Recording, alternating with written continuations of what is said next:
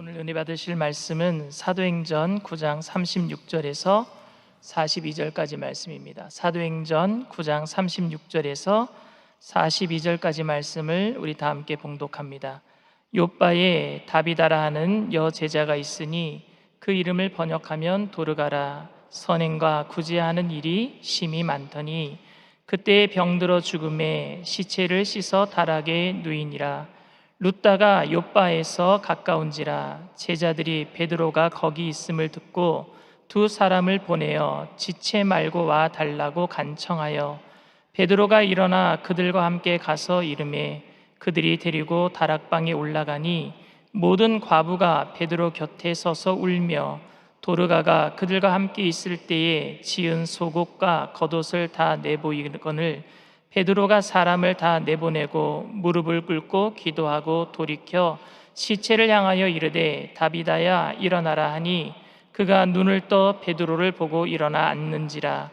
베드로가 손을 내밀어 일으키고 성도들과 과부들을 불러들여 그가 살아난 것을 보이니 온 요빠 사람이 알고 많은 사람이 주를 믿더라. 아멘. 말씀의 제목을 다 함께 따라해 주시길 바랍니다. 죽었다가 다시 살아난다면, 죽었다가 다시 살아난다면. 혹시 여기 모태솔로 있어요? 여러분들은 젊으니까 지금 다 사랑을 한 번씩은 해봤을 것이라고 생각을 해봅니다. 근데 혹시 여러분들 이성끼리 손을 잡으면 전기 옵니까? 저는 저희 집사람이랑 처음 연애할 때 손잡을 때 전기가 왔어요. 근데 그게 끝까지 갈 줄 알았는데 지금은 전기가 안 옵니다. 23년째 지금 살고 있는데요. 그런데 저는 지금이 그 옛날 전기가 왔을 때보다 더 우리 집사람을 저는 사랑한다라고 생각을 합니다. 왜냐하면 사랑은 여러분 감정이 아니에요. 감정은 좋을 때는 좋고 싫을 때는 싫어하잖아요. 사랑이 만약에 감정이라면은 아침에 좋았다가 저녁에는 미워할 수도 있어요. 근데 사랑은 감정이 아니라 제가 23년째 저희 집사람이랑 살다 보니까 집사람을 많이 알게 됐어요. 집사람도 저를 많이 알게 되고요. 그러다 보니까 알게 되니까 이해의 폭이 넓어졌어요. 그래서 옛날에는 어떤 똑같은 일을 하더라도 미워 죽겠는데 이제는 그 똑같은 일이 사랑스러워요. 왜? 알게 되니까 사랑의 이해의 폭이 넓어진 거예요. 그래서 사랑은 감정이 아니라 그 사람을 알게 되었을 때 그 넓은 이해의 폭으로 계속 사랑하겠다라는 의지와 결단이라고 저는 생각을 합니다. 여러분, 근데 믿음도 마찬가지인 것 같아요. 여러분, 믿음이 감정입니까? 성령 충만이 감정이에요? 여러분들이 오늘 예배를 드리고 은혜 받았다고 합시다. 근데 그 은혜 받은 것을 한순간에 다 까먹어 버릴 수 있는 것이 집에 돌아가면은 눈에는 보이는 거 없고 손에는 잡히는 거 없고 그리고 집에 돌아가면 내 속을 뒤집어 놓을 일들이 꼭 일어나요. 그러면 그때 믿음을 다 까먹어 버립니다. 그걸 믿음이라고 할 수 있어요? 그건 감정입니다. 믿음은 예수님을 알아가는 것인 줄 믿습니다. 믿음은 들음에서 나고 들음은 그리스도의 말씀으로 말미암는다고 했어요. 그래서 예수님을 많이 알아갈 때 예수님의 이해에 대한 폭이 넓어질 것이고 어떠한 상황 가운데서도 내가 믿음으로 이렇게 살겠습니다. 힘들고 어려운 고난의 상황 가운데서도 내가 예수님을 알기 때문에 말씀을 알기 때문에 이렇게 살겠습니다라는 그런 의지적 결단이 믿음인 줄 믿습니다.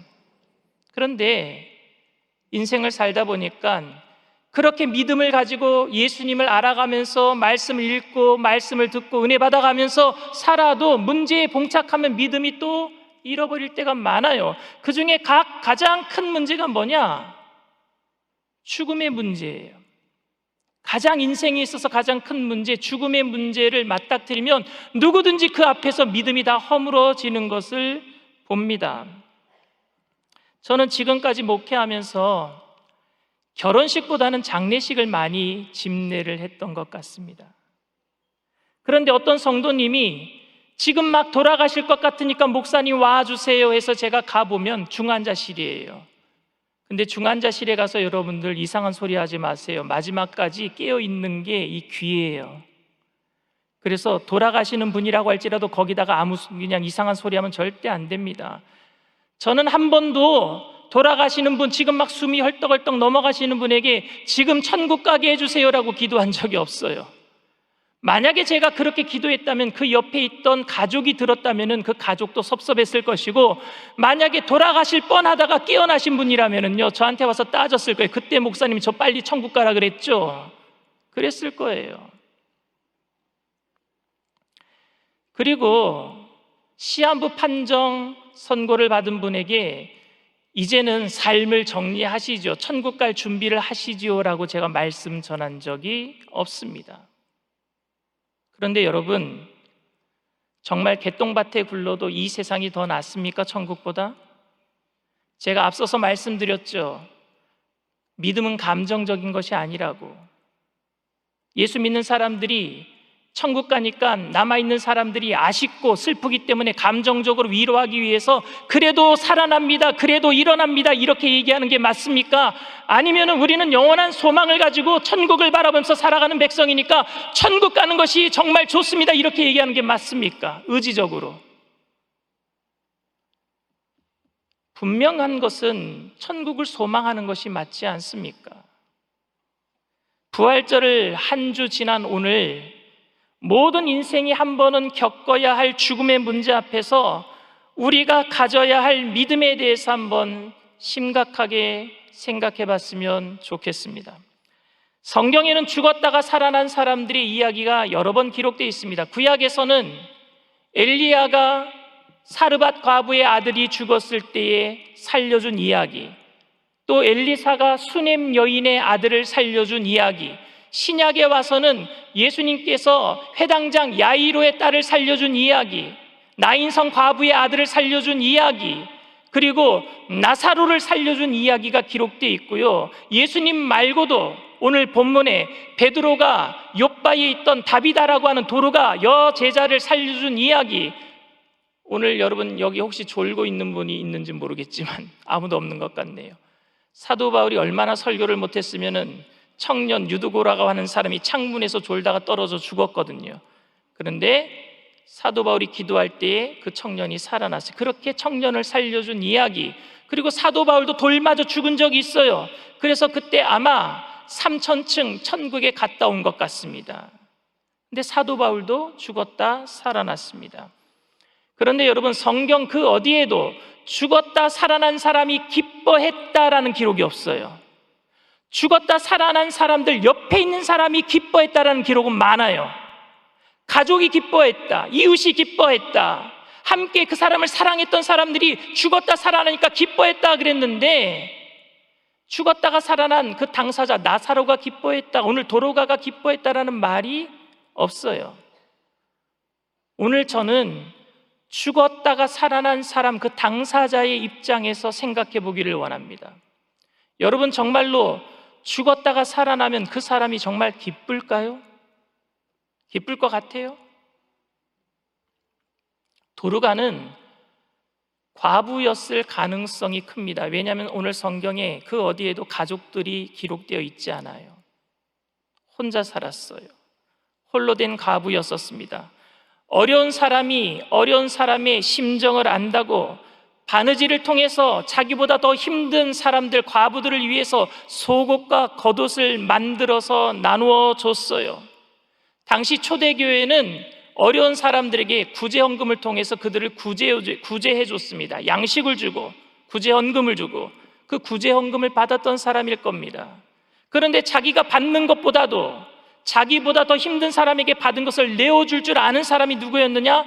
도르가였어요. 그래서 이 도르가를 오늘 성경에는 여제자라고 기록하고 있습니다. 여제자. 그러던 어느 날 그녀에게 질병이 찾아왔습니다. 쉽게 고쳐질 질병이 아니라는 사실을 직감적으로 알았던 것 같아요. 그래서 도르가는요, 더 열심히, 남은 시간이 얼마 남지 않았으니까, 천국 갈 시간이 얼마 남지 않았으니까 더 열심히 일해야 되겠다, 밤새도록 일을 하고 건강이 있는 한 일을 하면서 속옷과 겉옷을 만들어서 많은 과부들을 섬겼습니다. 얼마나 기뻤을까요? 아플 때에. 왜 기뻤을 것 같아요? 지긋지긋한 가난을 벗어버리는 거예요. 지긋지긋한 질병을 벗어버리는 거예요. 이제 슬픔이 없고 곡하는 것이 없고 눈물이 없는 천국으로 옮겨지는 거예요. 영원한 안식에 거할 텐데 이제 이거 안 해도 되는구나. 그런데 있는 시간 동안 어떻게 했다고요? 많은 사람들을 섬겼어요. 이제 천국 갈 거니까 더 기쁨으로 섬겼을 거예요. 그러면서 많은 사람들에게 사랑을 남기고 도르가는 죽고 말았습니다.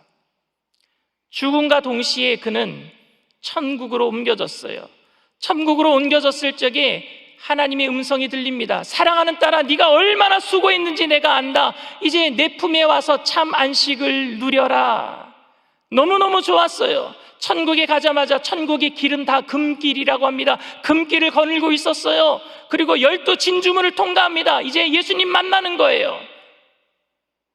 그런데 저쪽에서 천사 하나가 헐레벌떡 뛰어옵니다. 여기 들어오시면 안 됩니다. 못 들어와요. 다시 돌아가야 합니다. 도르가가 외칩니다. 아니, 내가 이렇게 좋은 것을 봤는데 온 지 얼마 되지도 않았는데 내가 왜 다시 세상에 가야 합니까? 못 갑니다. 천사가 말합니다. 아니요, 가야 돼요. 진짜 가야 돼요. 도르가가 묻습니다. 내가 왜 가야 합니까? 이유나 알고 갑시다. 천사가 얘기해요. 베드로의 기도발이 너무 세서. 베드로가 지금 기도하고 있단 말입니다. 베드로가 기도하는 거예요. 다비다야 일어나라. 도르가야 일어나라. 천사의 목소리가 오버랩 되어서 들려요. 도로가, 도로가, 도로가. 제가 이렇게 얘기하면 집사람이 아무도 안 웃을 거라 그랬어요. 집에 가서 혼내줘야 되겠어요. 그래서 이름이 도르가라고 합니다. 그녀는 그가 살았던 허름한 다락방으로 다시 돌아왔습니다. 조금 전 천국의 영광이 아닌 이 세상으로 다시 돌아오고 만 것입니다. 과연 도르가는 베드로에게 살려줘서 고맙다라고 인사했을까요? 다시 가난 속에서, 다시 아픔 속에서 살아가야 하기 때문에 너무너무 찹찹하지 않았을까요? 죽음에서 깨어난 그녀 앞에 베드로는 그녀에게 사랑을 입었던 과부들과 많은 사람들을, 동료들을 불러들였습니다. 그때 도르가가 살아난 모습을 보고 사람들은 박수를 치고 환호성을 질렀습니다. 그러나 도르가는 그들과 똑같은 기쁨을 느끼지 못했을 겁니다. 성경 당시 살아난 모든 인물들은 다시 다 죽었어요. 부활이 아니라 소생입니다. 죽었다가 살아났기 때문에 예수님처럼 영원한 생명을 가지고 승천한 것도 아니에요. 초인적인 능력이나 힘을 가지고 병에 걸리지 않고 무병장수한 것도 아닙니다. 죽었다가 살아났기 때문에 갑자기 부자가 되거나 삶에 놀라운 변화가 일어나지도 않았습니다. 단지 얼마 동안 더 살다가 그냥 그렇게 소리 없이 다 죽고 말았어요. 죽을 때는 죽음의 고통을 또다시 느끼고 죽었단 말입니다. 사랑하는 청년 여러분, 그리고 오브 예배 성도 여러분, 이 땅에서 아무리 편하게 살아도 천국만 못합니다. 아멘이십니까? 이 땅에서 아무리 돈을 많이 벌고 떵떵거리고 살아도 천국의 삶에 비하면 아무것도 아닌 줄 믿습니다.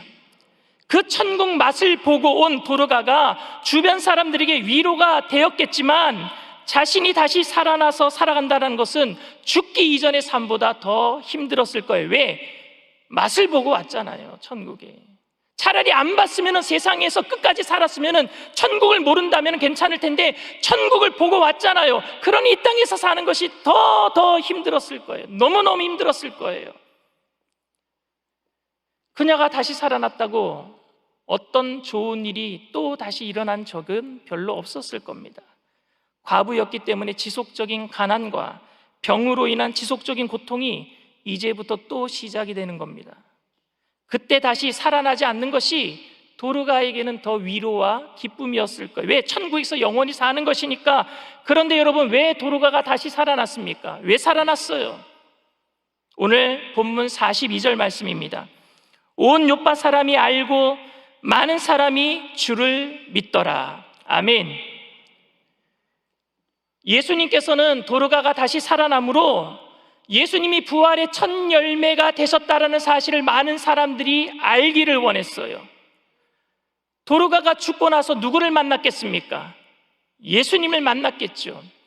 얼마 전에 십자가를 지시고 죽으셨다가 3일 만에 부활하셔서 40일 동안 모든 제자들과 함께 하시다가 부활 승천하신 예수님을 두 눈으로 목격했어요. 근데 그녀는 죽었단 말입니다. 근데 그녀가 살아나서 누구를 만나고 왔느냐? 욥바의 모든 사람들에게 내가 부활하신 예수님을 만났다, 살아계신 예수님을 만났다, 그리하게 될 때 욥바의 모든 사람들이 예수를 믿게 된 줄 믿습니다. 그 일 시키시려고 도르가에게. 그녀는 주님께서 쓰시겠다고 하면 이 세상의 삶이 고통스럽지만 결단하고 주님을 위해서 다시 일어난 제자였었습니다. 우리는 기적을 통해서 감격하면서 흥분하면서 살기보다는 주님의 말씀에 순종하며 사명으로 살아야 될 줄 믿습니다. 우리의 할 일이에요. 다시 살아난 도르가의 모습을 본 많은 성도들은 감격했겠지만, 도르가는 다시 살아남으로 인해서 남은 생애를 고통스럽지만 힘들지만 사명을 감당하면서 순종했어요. 그러므로 예수님의 부활을 믿고 살아가는 모든 사람들은 기적을 보면서 흥분하면서 살기보다는 순종하며 사명 감당하며 살아야 될 줄 믿습니다. 우리가 이 세상에서 사는 이유가 원 없이 복을 누리고 남들보다 더 잘난 맛에 살고 예수 믿으면 복 받는다는 것을 알려주기 위해서 사는 것이 아니라, 그것보다도 주된 목적은, 우리가 사는 이유는 예수님께서 우리에게 영원한 생명을 주시고 하늘나라에 먼저 가셔서 부활의 첫 열매가 되셨다는 것을 알리기 위해서 그 사명으로 사는 줄 믿습니다. 그렇기 때문에 우리는 세상을 위해서 사는 것이 아니라 천국을 위해서 사는 사람들이어야 합니다. 로마서 8장 18절에 생각하건대 현재의 고난은 장차 우리에게 나타날 영광과 좋게 비교할 수 없도다 그랬어요. 장차 우리에게 나타날 영광이 뭐예요? 천국의 영광인 줄 믿습니다. 하나님의 예수 그리스도의 성령의 영광인 줄 믿습니다. 그 영광은 이 땅에서 누리는 그 어떤 것보다도 엄청난 거란 말입니다. 값어치를 매길 수 없는 것. 그렇기 때문에 천국이 있다라는 사실을 믿고 부활을 믿고 살아가는 사람들은 이 땅 가운데서 누리는 것 때문에 사는 것이 아니라 사명 때문에 사는 것이에요. 오늘 여러분들 왜 살아요? 좋은 차 타려고요? 좋은 집에 살려고요? 좋은 학벌로 좋은 가문과 결혼하려고요? 아니요. 오늘 우리는 예수님 부활하신 그 영원한 생명으로 다른 사람들이 그 생명을 전하는 사명으로 사는 줄 믿습니다. 그 일을 우리가 해야 돼요. 병들고 지치고 삶이 힘들다고 쓸모없는 인생이라고 말해서는 안 됩니다. 하루에도 몇 번씩 차라리 죽는 게 낫다라고 생각이 들더라도 부활을 믿는 사람들에게는 삶의 애착이 있어야 돼요. 천국이 있다라고 믿는 사람들은 이 땅에 살아가는 동안에 사명으로 살아야 될 줄 믿습니다. 그래서 하루 1시간 분초를 우리는 아끼면서 살아야 돼요. 왜? 사명 감당해야 되니까. 천국이 있으니까 천국 빨리 가야 되겠다? 아니요, 우리에게 주신 그 시간 동안에는 최선을 다해서 예수 전하며 살아야 될 줄 믿습니다. 정말 죽고 싶었던 사람은 도르가였어요. 그런데 도르가야 일어나라 라는 베드로의 음성은 예수님의 음성으로 도르가는 들었던 거예요. 도르가야 일어나라, 이 음성은 예수님께서 내가 너와 더 할 일이 있다 라는 음성으로 들었단 말입니다. 그렇기 때문에 더 좋은 천국의 영광도 버리고 이 땅에 예수님이 오신 것처럼 도르가도 다시 일어난 거예요. 왜? 예수 믿을 사람들이 더 많으니까. 오늘 우리들도 이 사명을 순종하며 살아야 될 줄 믿습니다. 제가 이민 목회를 떠난 게 2010년도예요. 근데 2010년 바로 몇 해 전에 아버님이 돌아가실 뻔했어요.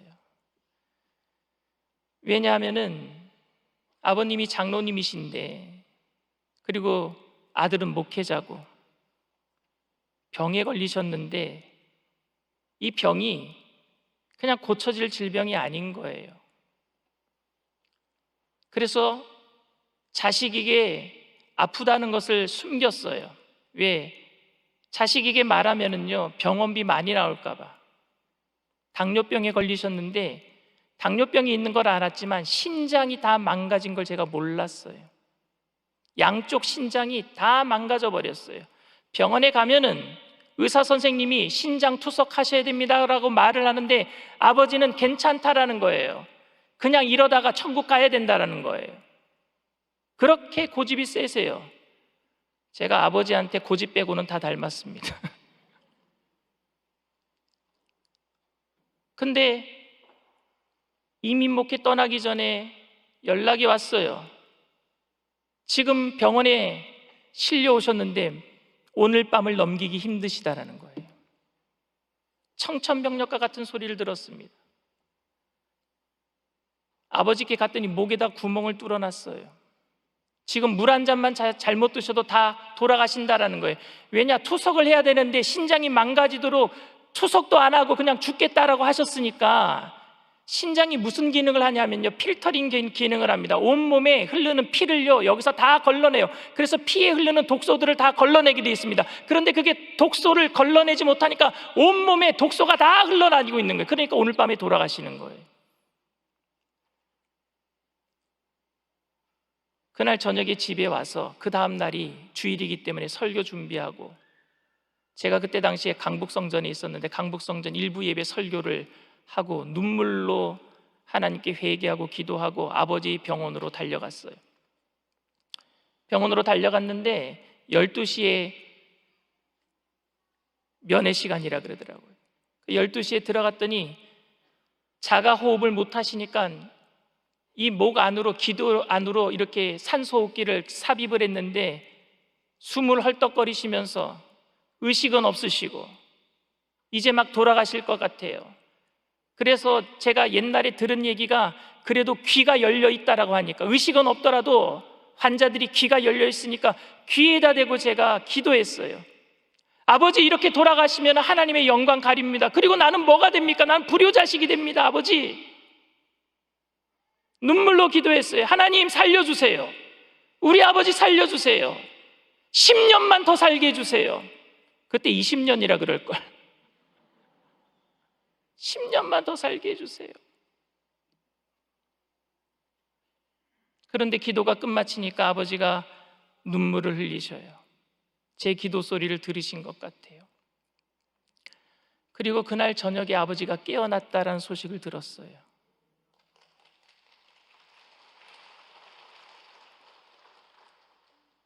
그리고 그 이후로부터 투석을 시작하시면서 제가 선교 갔다가 들어오실 때까지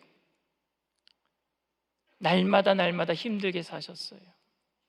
여러분, 투석을 일주일에 한 번 하면 되는 게 아니에요. 일주일에 4번을 해야 됩니다. 하루 걸러 한 번씩 병원에 가셔서 누워 계시는데 5시간을 누워 계세요. 한 번은 피를 거르고 나오시는데 그냥 한참 쉬시다가 나오셔야 되는데 빨리 집에 가시고 싶다고 나오시다가 겨울에 넘어지셨는데요, 얼굴로부터 온 데를 다 긁으셨어요. 너무너무 힘들게 사셔요. 당뇨병이 있다 보니까 다리도 너무너무 아픈 거예요. 나중에는 다리가 썩어 들어갑니다.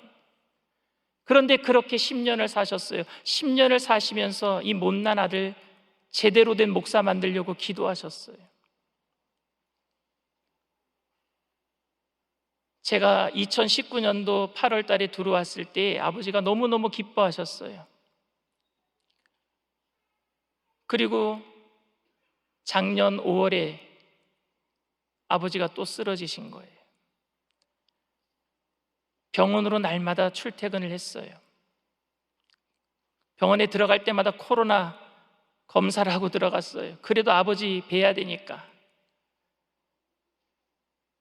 5월 어느 날 가서 기도를 해드리는데 제가 이렇게 기도했어요. 하나님, 우리 아버지 천국의 소망 가지고 죽음의 고통을 이겨내고 승리하게 해주세요. 그렇게 기도했어요. 그랬더니 아버지가 아멘 하시는 거예요.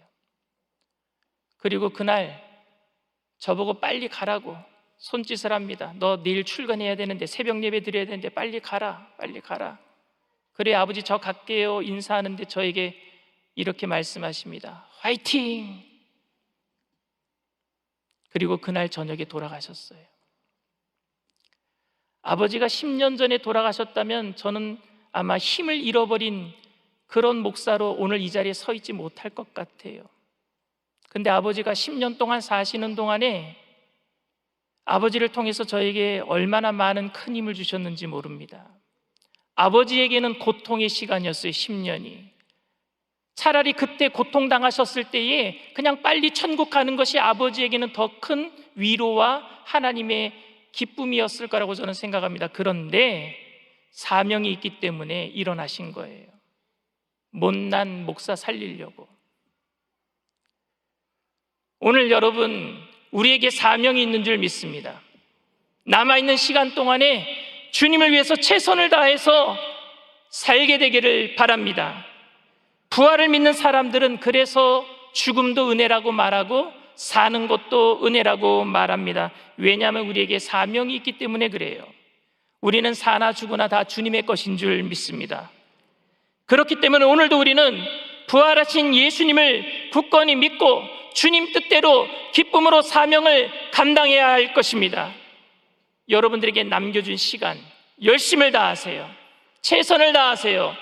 그리고 주님께서 다시 오시는 그날에 잘하였도다 착하고 충성된 종이라 모두 칭찬받는 저와 여러분들 다 되시기를 주님의 이름으로 축원을 드립니다.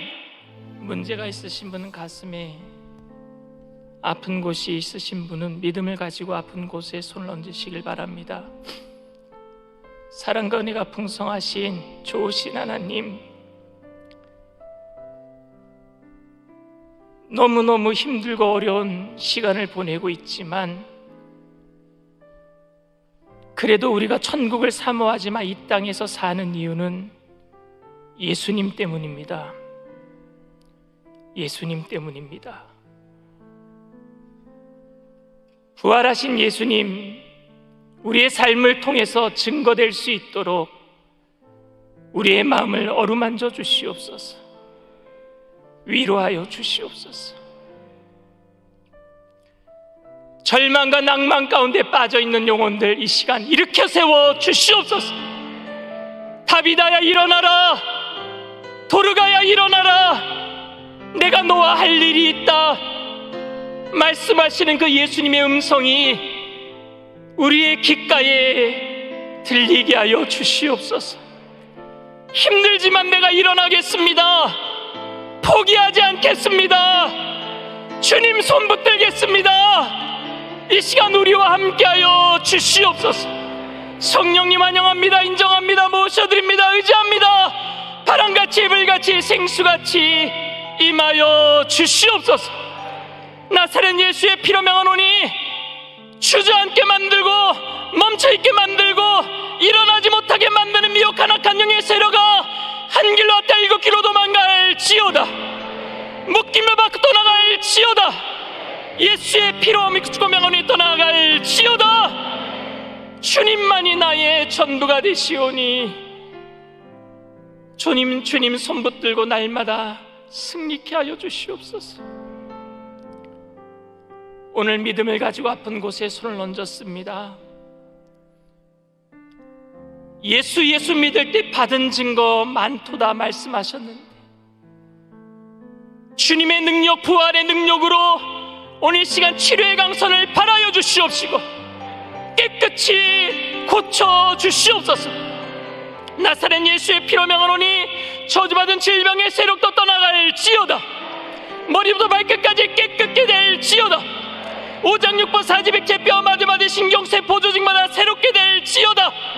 주님만이 나의 치료자가 되시오니 이 시간에 깨끗게 하여 주시옵소서.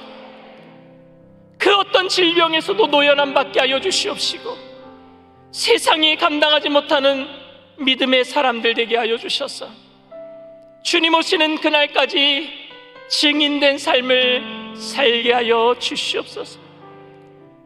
하루 한순간도 헛되이 보내지 아니하도록 우리 청년들 시간을 아끼게 하여 주시옵시고, 예수님만을 생각하며 영원한 시간 속에 들어가기까지 늘 주님께 영광 돌리는 삶을 살게 하여 주시옵소서. 감사드리며 예수님의 이름으로 기도드리옵나이다. 아멘. 지금은 우리 주 예수 그리스도의 무한하신 은혜와 아버지 하나님의 영원하신 사랑과 보혜사 성령님 내주교통 충만하시고 위로하시는 축복이 사나 죽으나 다 주님의 뜻 가운데 주님의 영광을 위해서 살기로 결단하는 믿음의 백성들, 개인, 가정, 사업, 직장, 자녀, 학업생활, 범사 전체 위에 지금부터 영원토록 함께 하실지어다. 아멘.